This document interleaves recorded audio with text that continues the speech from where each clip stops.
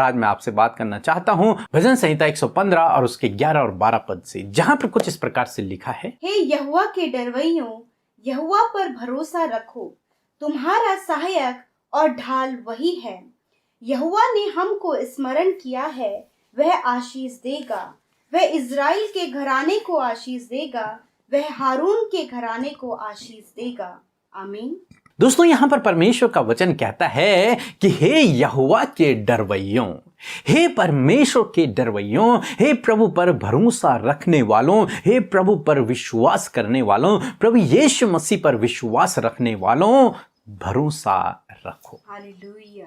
प्रभु पर भरोसा रखो। निराशा के समय में, उदासी के समय में, संकट के समय में, समस्या के समय में, असफलता के समय में आप परमेश्वर पर भरोसा रखो। परमेश्वर का वचन आज सुबह में हमसे कहता है कि हर एक परिस्थिति में परमेश्वर पर भरोसा रखो। क्यों परमेश्वर पर हम भरोसा रखें? क्योंकि आगे परमेश्वर का वचन कहता है कि वही तुम्हारा सहायक है, वही तुम्हारा ढाल है। दोस्तों, हम एक ऐसे परमेश्वर पे भरोसा करते हैं जो हमारे जीवन के हर एक क्षेत्र में हमारी सहायता करता है, हमारी मदद करता है, हमारे लिए उपायों को करता है, वो हमसे प्रेम करता है, इसलिए वो हमारी सहायता करता है। आज मैं आपसे कहूंगा कि प्रभु यीशु मसीह आपकी भी सहायता करेगा। आपके जीवन के इस क्षेत्र में, जब आप बेरोजगार हैं, जब आपके पास कोई जॉब नहीं, बिजनेस है तो वो चल नहीं रहा, नहीं फिर कोई बिजनेस है ही नहीं, या फिर आप काम कर रहे हैं पर उसमें कुछ आशीष नहीं है,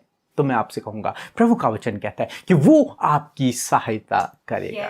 इस कामों को करने में वो आपकी सहायता करेगा। एक कॉम्पिटिटिव एग्जाम की तैयारी करने में वो आपकी सहायता करेगा। एक अच्छी जॉब को मिलने में वो आपकी सहायता करेगा। बिजनेस को ग्रोथ करने में वो आपकी सहायता, आपके जीवन के हर एक क्षेत्र में, न केवल इन्हीं क्षेत्रों में बल्कि हर एक क्षेत्र में आपकी आत्मिक उन्नति करने में भी प्रभु आपकी सहायता करेगा। आपको आगे बढ़ने में प्रभु आपकी सहायता करेगा। आगे परमेश्वर का वचन कहता है कि उसने हमें स्मरण किया है, उसने हमें याद किया है कि वो हमें आशीष देगा। निश्चय वो हमें आशीष देगा। दोस्तों, मैं आपसे कहूंगा निराश न होएं, तनाव में न चले जाएं। हालांकि वक्त लग गया है, लेकिन आप निराश न होएं, प्रभु पर भरोसा रखें, वो आपको आशीष देगा। वो निश्चय आपको आशीष देगा। जब आप उसके पीछे चलते रहेंगे, उस पर भरोसा रखेंगे, उससे प्रार्थना करते रहेंगे, तो वो आपको आशीष देगा। दोस्तों, आप बाइबल में याकूब के विषय में पढ़ते हैं। याकूब जब अपने घर से भागा तो उसके पास कुछ भी न था।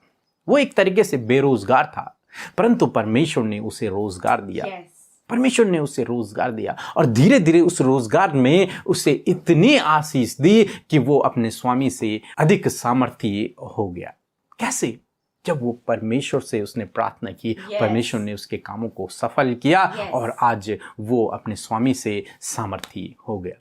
दोस्तों, और हम यूसुफ के विषय में पढ़ते हैं। यूसुफ को जब उसके भाइयों ने बेचा तो वो एक गुलामी के जीवन था, एक दासत्व का जीवन व्यतीत कर रहा था, लेकिन वो परमेश्वर से लिपटा रहता था, वो परमेश्वर से प्रार्थना करता था। परमेश्वर ने उसे रोजगार दिया। पोतीफर के घर का सारा काम परमेश्वर ने उसके हाथों में दे दिया। और आप जानते हैं धीरे धीरे धीरे धीरे परमेश्वर ने उसे किस प्रकार से आशीषित किया कि वो मिस्र देश का प्रधानमंत्री बन गया। दोस्तों, इसी प्रकार से परमेश्वर आपके जीवन में भी करते हैं, हमारे जीवनों में भी करते हैं। परमेश्वर आज भी युगान युग एक समान है। जो वो तब अपने लोगों के लिए कर सकते थे, तो वो आज भी अपने लोगों के लिए कर सकते हैं। जो उससे प्रार्थना करते हैं, प्रभु उनके जीवन में काम करते हैं। आपके पास हो सकता है आज रोजगार ना हो, लेकिन आप प्रार्थना करें, भरोसा रखें कि आपका परमेश्वर रोजगार को देने वाला परमेश्वर है। आपका परमेश्वर सफलता को देने वाला परमेश्वर है। आपका परमेश्वर सहायता को करने वाला परमेश्वर है। आपका परमेश्वर ऊपर उठाने वाला परमेश्वर है। आपका परमेश्वर धूलि में से उठाकर राजाओं के संग